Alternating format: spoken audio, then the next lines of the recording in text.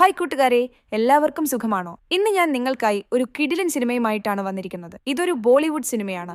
ഈയിടെയാണ് റിലീസായത്. Cinema വളരെ നന്നായിട്ടുണ്ട്. Video അവസാനം വരെ കാണുക. നിങ്ങൾ നമ്മുടെ ചാനൽ ഇതുവരെ സബ്സ്ക്രൈബ് ചെയ്തിട്ടില്ലെങ്കിൽ ഉടൻ തന്നെ സബ്സ്ക്രൈബ് ചെയ്യുക. താമസിയാതെ നമുക്ക് കഥയിലേക്ക് കടക്കാം. ഈ സിനിമ ആരംഭിക്കുന്നത് BC 323-ലാണ്. അലക്സാണ്ടർ തന്റെ സൈന്യവുമായി കാട്ടിലൂടെ പോകുമ്പോൾ ആരോ മുന്നിൽ വന്നതുപോലെ അദ്ദേഹത്തിന് തോന്നുന്നു. അവിടുത്തെ ഇന്ത്യൻ നാട്ടുകാരനായ ഗൈഡ് ആ കാട്ടിലുള്ള ബേതാളനെ കുറിച്ച് പറഞ്ഞ് അലക്സാണ്ടറിനോട് മുന്നോട്ട് പോകരുതെന്ന് മുന്നറിയിപ്പ് നൽകുന്നു. എന്നിട്ടും അലക്സാണ്ടർ ഗൈഡിന്റെ വാക്കുകൾ ശ്രദ്ധിക്കുന്നില്ല. ഉടൻ തന്നെ സൈന്യത്തെയും കൂട്ടി കാടിനുള്ളിലേക്ക് പോകുന്നു. അപ്പോഴാണ് ആരോ പ്രത്യക്ഷപ്പെട്ടതായി തോന്നുന്നത്. വന്നതാരെന്ന് നോക്കാൻ അലക്സാണ്ടർ ലോക്കൽ ഗൈഡിനെ അയക്കുന്നു. ആ ഗൈഡ് പോയി ചുറ്റും നോക്കിയെങ്കിലും ആരെയും കണ്ടില്ല. കൃത്യം അപ്പോൾ തന്നെ യക്ഷാസൻ എന്ന ബേതാളൻ വന്ന് അലക്സാണ്ടറിനെ ആക്രമിക്കുന്നു. അവിടെ യക്ഷാസന്റെ സൈന്യവും ഉണ്ടായിരുന്നു. അവരെല്ലാവരും ചേർന്ന് അലക്സാണ്ടറിനെയും മറ്റുള്ളവരെയും കടിച്ച് അവരുടെ രക്തം കുടിക്കുന്നു. കഥ കട്ട് ചെയ്ത് വർത്തമാനകാലത്തിലേക്ക് വരുന്നു. ഇപ്പോൾ സിനിമയിലെ നായകനായ അലോകിനെയാണ് കാണിക്കുന്നത്. അലോക് ഒരു പ്രശസ്ത ചാനലിൽ റിപ്പോർട്ടറായി ജോലി ചെയ്യുന്നു. എന്നാൽ ചെറിയ കാര്യങ്ങൾക്ക് പോലും അവൻ വളരെയധികം ഭയപ്പെടുന്നു. ഒരു ദിവസം അലോക് തന്റെ സുഹൃത്തുക്കളോടൊപ്പം ട്രെക്കിങ്ങിനായി കാട്ടിലേക്ക് പോകുന്നു. കാരണം അലോക് വളരെ ഭയമുള്ളവനാണല്ലോ. അതുകൊണ്ട് കാട്ടിൽ പോയി ഫോട്ടോകൾ എടുത്ത് ഇന്റർനെറ്റിൽ അപ്ലോഡ് ചെയ്യാനാണ് അവന്റെ പദ്ധതി. അങ്ങനെ നടന്ന് അവർ കാടിന്റെ ഉള്ളിലേക്ക് ഒരുപാട് ദൂരം പോകുന്നു. കൃത്യം ഫോട്ടോ എടുക്കുന്ന സമയത്ത് ഒരു വലിയ കരടി വന്ന് അവരെ പേടിപ്പിക്കുന്നു. അതോടെ അലോകിന്റെ കൂട്ടുകാർ അവിടുന്ന് ഓട്ടി രക്ഷപ്പെടുന്നു. പക്ഷെ അലോക് കരടിയുടെ മുന്നിൽ കുടുങ്ങുന്നു. കരടി അലോകിനെ വളരെ ദൂരേക്ക് വലിച്ചെറിയുന്നു. അലോക് വളരെയധികം ഭയന്ന് എങ്ങനെയായാലും രക്ഷപ്പെട്ട് ഓടിപ്പോകാൻ ശ്രമിക്കുന്നു. പക്ഷെ വീണ്ടും കരടിയുടെ മുന്നിൽ അകപ്പെടുന്നു. അതിനാൽ എന്തു ചെയ്യണമെന്ന് അറിയാതെ അടുത്തുള്ള ഒരു സുരക്ഷിത സ്ഥലത്ത് ഒളിച്ചിരിക്കുന്നു. കൃത്യം അപ്പോൾ തന്നെ ഈ സിനിമയിലെ നായികയായ താരക വന്ന് കരടിയെ അവിടുന്ന് ഓടിച്ച് അലോകിനെ രക്ഷപ്പെടുത്തി പുറത്തു കൊണ്ടുവന്ന് ഹൃദയമിടിപ്പ് പരിശോധിക്കുന്നു. അലോക് ജീവനോടെയുണ്ടെന്നറിഞ്ഞപ്പോൾ താരകയ്ക്ക് വളരെ സന്തോഷമാകുന്നു. അലോക് പെട്ടെന്ന് ഉറക്കമുണർന്ന് താരകയെ കണ്ടിട്ട് വീണ്ടും ബോധം കെടുന്നു. താരക അലോകിനെ ഒരു പഴയ വിമാനത്തിൽ കിടത്തിയിട്ട് അവളും ഉറങ്ങുന്നു. കുറച്ചു സമയത്തിന് ശേഷം എഴുന്നേറ്റ് നോക്കുമ്പോൾ അവിടെ അലോകിനെ കാണുന്നില്ല. താരക അല്പം ടെൻഷൻ അടിച്ച് അലോകിനെ തിരയുന്നു. അലോകിനെ പുറത്തു കണ്ടപ്പോൾ അവൾക്ക് വളരെ സന്തോഷമാകുന്നു. ഓയ് അലോക്, എന്തിനാണ് പുറത്തു വന്നത് എന്ന് ചോദിക്കുമ്പോൾ ഞാൻ ഭക്ഷണത്തിനായി പുറത്തു വന്നതാണ് എന്നവൻ പറയുന്നു. അതോ, നിങ്ങൾ ഈ സമയത്ത് പുറത്തു വരരുത്.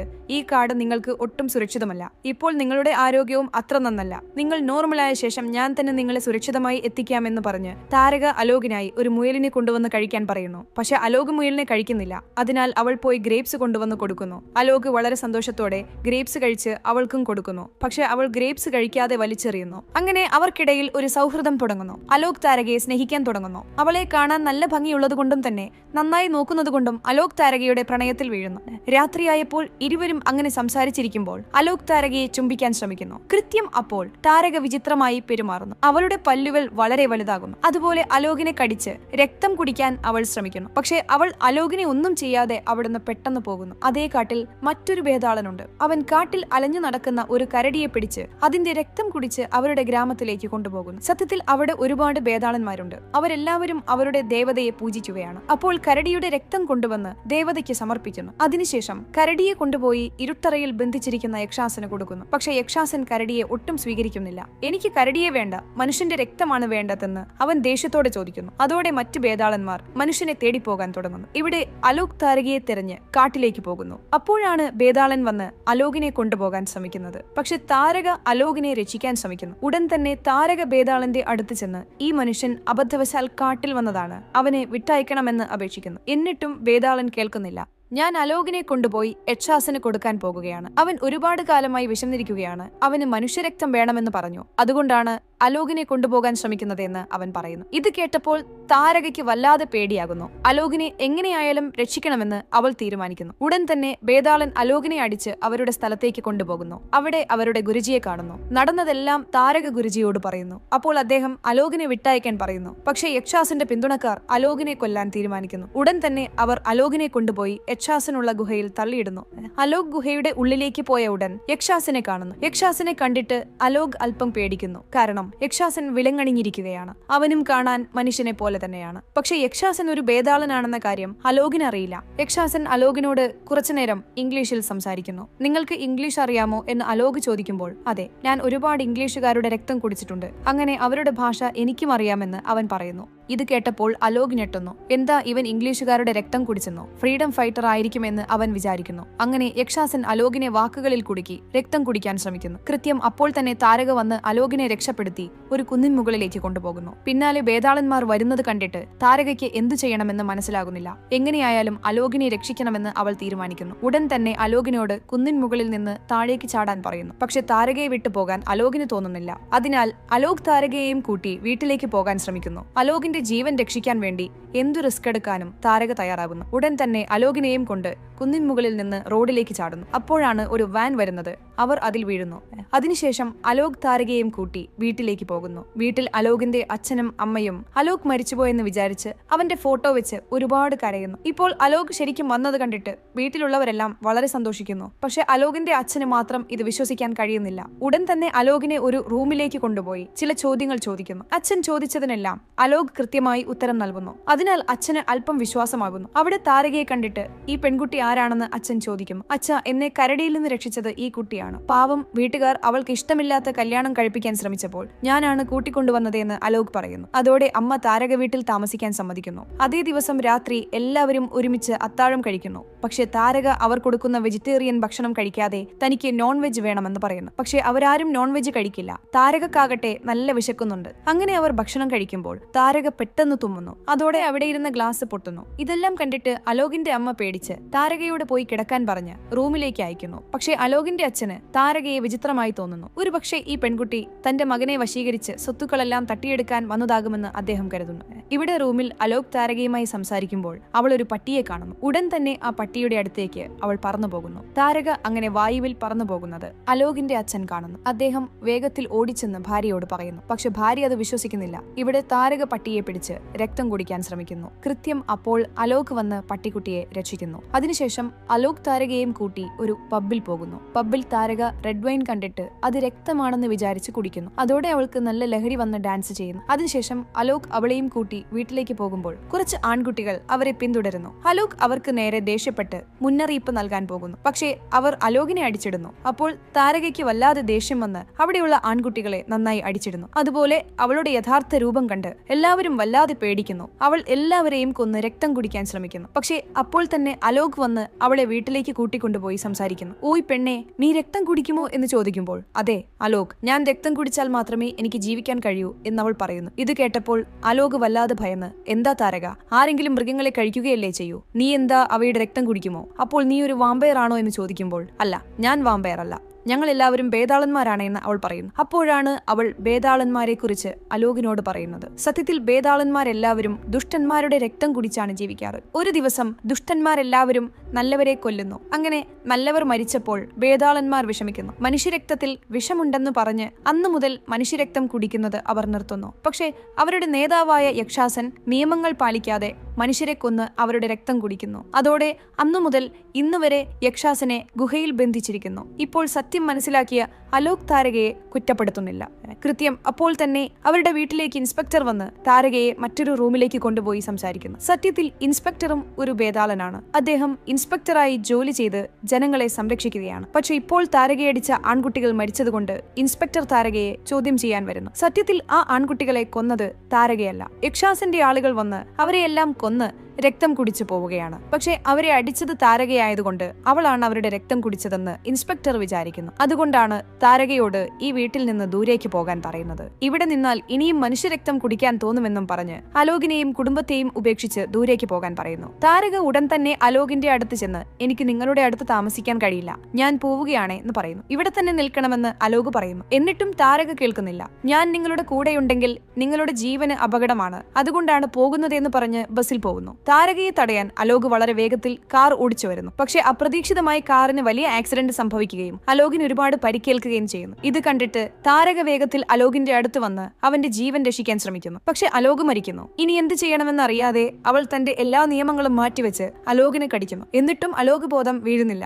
ഉടൻ തന്നെ അലോകിനെ ഹോസ്പിറ്റലിലേക്ക് കൊണ്ടുപോകുന്നു. അലോകിനെ രക്ഷിക്കാൻ ഡോക്ടർമാർ ഒരുപാട് കഷ്ടപ്പെടുന്നു. എന്നിട്ടും അലോക് ബോധം വീഴുന്നില്ല. അതിനാൽ അലോക് മരിച്ചെന്ന് ഡോക്ടർമാർ പറഞ്ഞപ്പോൾ അവന്റെ മാതാപിതാക്കൾ ഒരുപാട് ദുഃഖിക്കുന്നു. ഇവിടെ റൂമിലുള്ള അലോക് പെട്ടെന്ന് ബോധം വീഴുന്നു. ബോധം വന്ന ഉടൻ അവന് പറ്റിയ പരിക്കുകളെല്ലാം മാഞ്ഞു പോകുന്നു. അതിനുശേഷം ഹോസ്പിറ്റലിലുള്ള ബ്ലഡ് ബാങ്കിന്റെ അടുത്ത് പോയി രക്തം മുഴുവൻ കുടിക്കുന്നു. അടുത്ത ദിവസം അലോക് കണ്ണാടിയുടെ മുന്നിൽ വന്ന് തന്റെ ശരീരം നോക്കുന്നു. സത്യത്തിൽ ഇപ്പോൾ അലോക് ഒരു ഭേദാളനായതുകൊണ്ട് അവന് ഹൃദയമുണ്ടായിരിക്കില്ല. അതിനാൽ അവന് സത്യം മനസ്സിലായപ്പോൾ താരകയെ ഒരുപാട് കുറ്റപ്പെടുത്തുന്നു. എന്തിനാണ് എന്നെ രക്ഷിച്ചത്? ഞാനിപ്പോൾ മനുഷ്യനല്ലല്ലോ. ഇനി ഞാൻ ദിവസവും നിങ്ങളെപ്പോലെ രക്തം കുടിക്കണമല്ലോ എന്ന് പറഞ്ഞ് അവൻ വിഷമിക്കുന്നു. താരക അലോകിനെ ആശ്വസിപ്പിച്ച് ഒരു ചുംബനം നൽകുന്നു. അതോടെ അലോക് നോർമലാകുന്നു. അപ്പോഴാണ് അവൾ ഭേദാളന്മാർ എന്തിനാണ് സൃഷ്ടിക്കപ്പെട്ടതെന്ന് പറയുന്നത്. സത്യത്തിൽ രക്തബീജൻ എന്ന അസുരൻ ഒരുപാട് ദേവതകളെ ബുദ്ധിമുട്ടിക്കുന്നു. അതുപോലെ ദേവതകൾ എല്ലാവരും അവന്റെ കയ്യിൽ തോൽക്കുന്നു. അപ്പോഴാണ് കാളിമാത പ്രത്യക്ഷപ്പെട്ട് രക്തബീജനെ കൊല്ലാൻ ശ്രമിക്കുന്നത്. പക്ഷെ അവൻ മരിക്കാതെ അവന്റെ രക്തത്തുള്ളിയിൽ നിന്ന് വീണ്ടും ഒരു രക്തബീജൻ ജനിക്കുന്നു. അതോടെ കാളിമാത ഭേദാളന്മാരെ സൃഷ്ടിച്ച് രക്തബീജന്റെ രക്തം താഴെ വീഴാതെ കുടിക്കാൻ പറയുന്നു. അങ്ങനെ അവർ കാളിമാതയാൽ സൃഷ്ടിക്കപ്പെടുന്നു. അതുപോലെ ഭേദാളന്മാർ ആർക്കും ഉപദ്രവം ചെയ്യാറില്ല. അവർ വളരെ നല്ലവരാണ്. സത്യത്തിൽ ജനങ്ങളെ സംരക്ഷിക്കാൻ വേണ്ടി ഇരുട്ടിലാണ് അവർ കഴിയുന്നത്. പക്ഷെ അവരുടെ നേതാവ് മനുഷ്യരക്തം കുടിച്ച് ഒരു സൈന്യത്തെ ഉണ്ടാക്കാൻ ശ്രമിക്കുന്നു. വീണ്ടും ഒരു രാക്ഷസനെ പോലെ മാറാൻ അവൻ ആഗ്രഹിക്കുന്നു. ഇതേ കാര്യമാണ് താരക അലോകിനോട് പറയുന്നത്.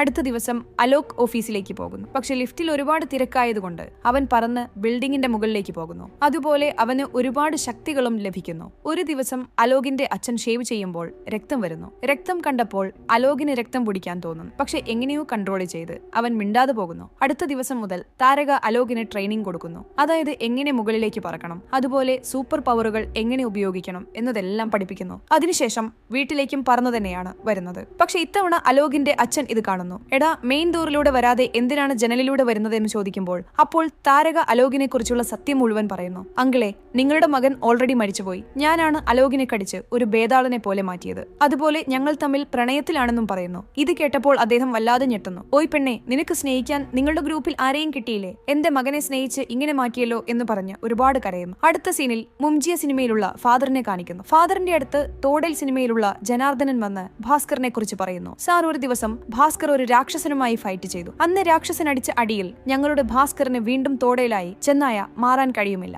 ഇപ്പോൾ എന്ത് ചെയ്താൽ ഞങ്ങളുടെ മോൻ തോടയിലായി മാറാൻ ചാൻസ് ഉണ്ടെന്ന് ചോദിക്കും. അപ്പോൾ ഫാദർ ഒരു സൊല്യൂഷൻ പറയുന്നു. നിങ്ങളുടെ ഭാസ്കർ മനുഷ്യരക്തം കുടിക്കുന്ന ഒരു ഭേദാളനെ കണ്ടുമുട്ടി ആ ഭേദാളന്റെ രക്തം ഭാസ്കർ കുടിച്ചാൽ വീണ്ടും തോടയിലായി മാറാൻ ചാൻസ് ഉണ്ടെന്ന് പറയും. ഇത് കേട്ടപ്പോൾ ജനാർദ്ദനൻ വല്ലാതെ ഞെട്ടി അവിടുന്ന് പോകുന്നു.